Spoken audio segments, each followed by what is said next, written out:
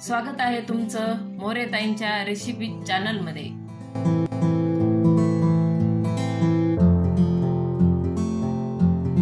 चला तर मग व्हिडिओमध्ये पुढे जाण्याआधी बेल आयकॉन दाबून चॅनलला सबस्क्राइब करा आणि सुरू करा मोरेताईंसोबत आजची ही चवदार रेसिपी बनवायला।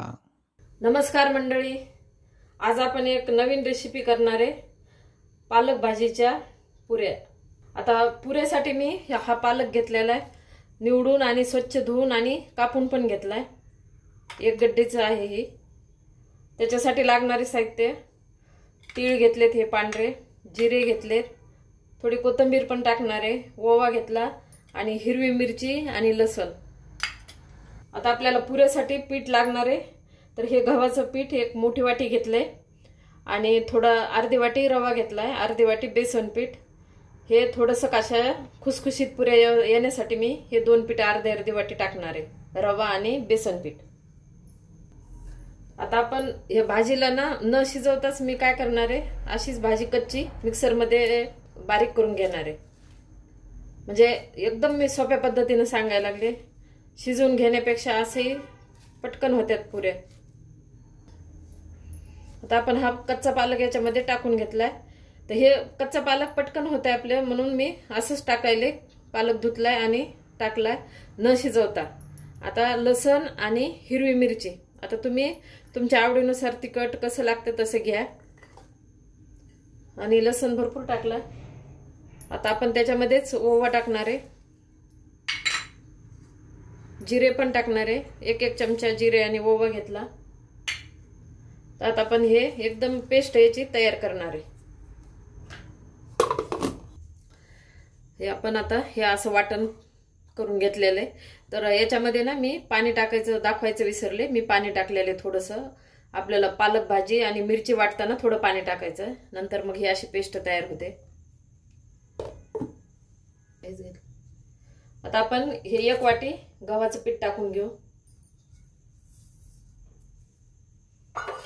या अर्धी वाटी बेसन पीठ, अर्धी वाटी रवा, हे 2 चमचे पांढरे तीळ, थोडी कोथिंबीर नाही टाकली तरी चालते, पण चव छान येते तर टाकली मी। चवीनुसार मीठ टाकून घ्यायचं।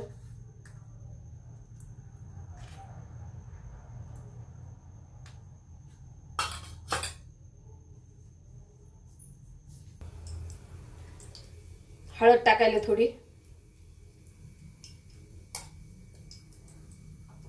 आणि तेल गरम केलेले आपल्या पुऱ्या एकदम खुसखुशीत होण्यासाठी थोडंसं गरम तेल टाकायचं।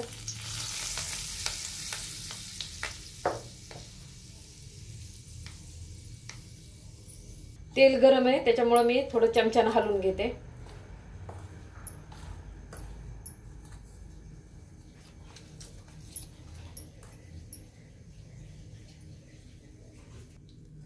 आता थोडं असं पिठाला चोळून घेते, हे सगळं मिक्स करून घेते।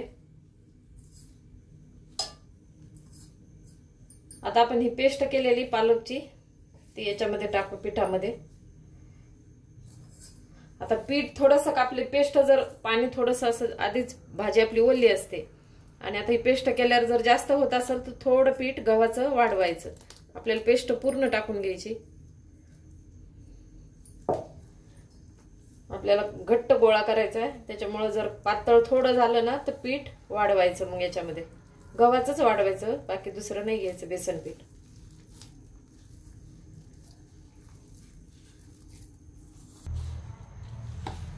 आपल्याला ना पीठ आहे याच्यात, पण अजून थोडं घट्ट करायचंय ना, थोडं पीठ लागेल, तर मी थोडंसं पीठ घेते।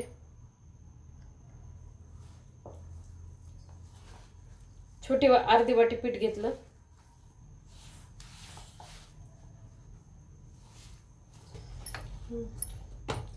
हे असं घट्ट उंडा मी असा भिजून घेतलाय, एकदम घट्ट आहे, साध्या पुऱ्याला असतो तसा। फक्त आता थोडा तेलाचा हात वरतून लावून अगदी 2 मिनिटासाठी बाजूला ठेवणार आहे, मग आपण याच्या पुऱ्या करू।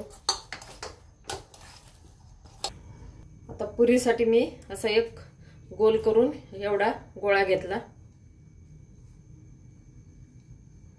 तर त्याला तुम्ही पिठात भिजून लाटा किंवा थोडंसं तेलाचा हात घेऊन लाटायचा. आता मी तेलाचा हात घेऊन लाटणार आहे. थोडंसं तेल लावायचं आणि लाटून घ्यायचं. आता आपण अशी पुरी लाटून घेऊ. पीठ लावल्याने काय होतंय, थोडंसं तेल पण तळताना खराब होतंय. त्याच्यासाठी थोडा तेलाचा हात लावून असं लाटायचं. आणि घट्ट भिजवलेलं असते त्याच्यामुळं व्यवस्थित आपली पुरी गोल तयार होते.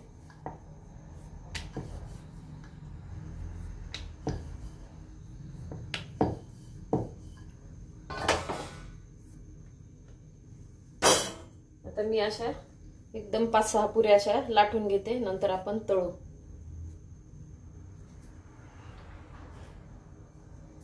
आणि आता काय पावसाळा सुरू आहे.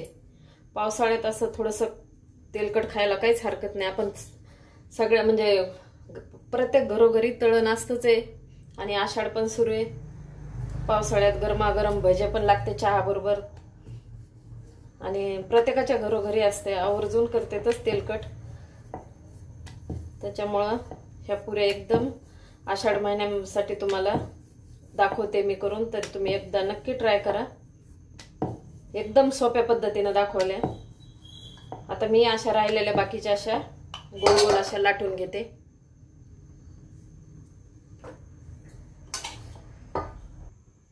मी आता ह्या अशा 4-5 पुऱ्या लाटून घेतल्यात. आता एवढ्या आपण तळून घेऊ.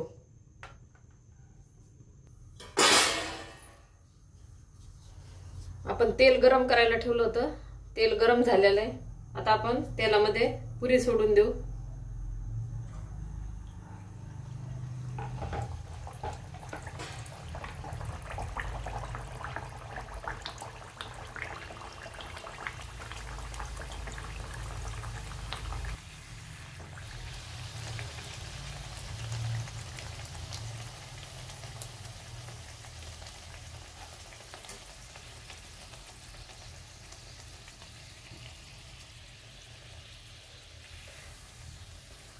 पूर्ण आपला कलर बदलेपर्यंत चांगले खरपूस तळून घेऊ. आणि कलर पालकाचा हिरवा आहे ना, तर हिरव्याच आपल्या पुऱ्या येणार आहे. हिरव्यागार छान. पण खायला इतक्या चवदार असतात. ह्या खूप छान लागतात. आणि 3 ते 4 दिवस टिकतात ह्या तळलेल्या पुऱ्या. आणि आषाढ महिन्यात ना खूप सारे आपण धपाटे करतो. वेगवेगळे प्रत्येक घरी वेगवेगळ्या प्रकारे करते. पण धपाटे 1 ते 2 जास्तीत जास्त. पण पुऱ्या प्रवासात पण न्यायला चालतात. ह्या आपली पुरी तयार आहे तळून एकदम टम्म फुगलेली. आपण आता काढून घेऊ. खूप छान कलर आलेला आहे. आता परत आपण अजून पुरी सोडूया तेलामध्ये गरम.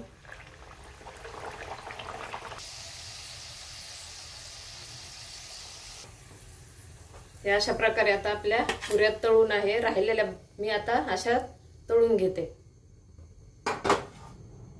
अशा प्रकारे पालकाच्या तिखट पुऱ्या तयार आहे. एकदा नक्की ट्राय करा आणि कमेंटमध्ये कळवा. तुम्हाला हा व्हिडिओ आवडला असेल तर लाईक करा. आणि अशाच प्रकारच्या चवदार आणि चमचमीत रेसिपीसाठी सबस्क्राईब करा. आणि कमेंटमध्ये कळवा तुम्हाला कोणत्या रेसिपीज बघायला आवडतील. पुन्हा भेटूया एका नवीन रेसिपीसह एका नवीन व्हिडिओमध्ये. धन्यवाद.